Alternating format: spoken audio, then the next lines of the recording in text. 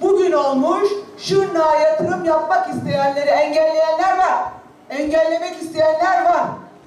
HDP'ye sesleniyorum. Şırnak'a gelen yatırımlara engel olamayacaksınız. AK Parti aslanlar gibi yatırım yapmaya devam edecek. Sonuna kadar devam edecek. Yatırımlar sonuna kadar devam edecek. Yeni Türkiye tasavvurumuzda işi de engellemek hepimizin görevi.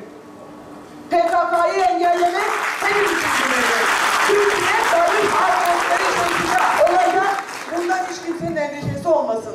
Biz çözüm sürecine sonuna kadar devam edeceğiz dedik.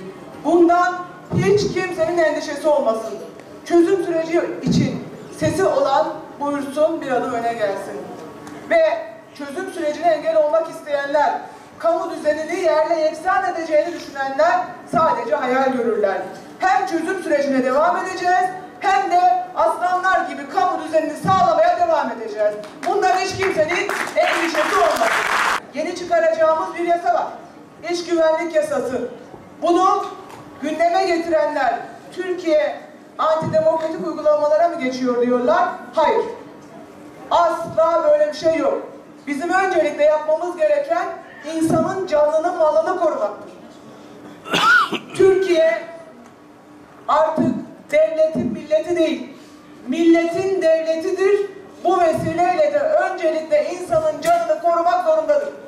Ve insanın canına kasteden ne varsa onunla da mücadele etmek zorundadır. Evet, biz bugün toplantı yapıyoruz. Ama bakıyorum hiçbirinizin yüzünde herhangi bir örtü yok. Elinizde silah da yok.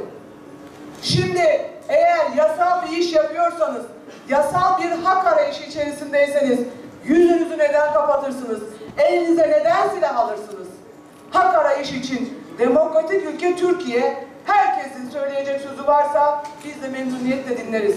Ama yüzünü kapatır, eline molotof kokteyli alır, eline silah alır, insanımın canına, malına, arabasına, evine kastedersen o zaman karşında aslanlar gibi Türkiye Cumhuriyeti Devleti'ni görürsün. Ve kamu düzenini görürsün, yapılacak işlemleri görürsün.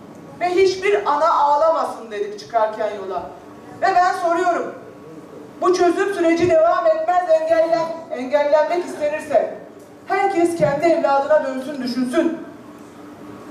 Bunu engellemek isteyenlere, 6-7 Ekim olaylarını provoke edenlere, onlara destek verenlere sesleniyorum. Bu iş güvenlik yasasının çıkmasının tek bir sebebi var. İnsanımızın canını, malını ve kendisini korumaktır. Şırnak'ta, bölgede ne kadar yatırım yapmak istersek, ne kadar engellemeler çalışsalar da engelleyemeyeceklerini herkesin bilmesi gerekir.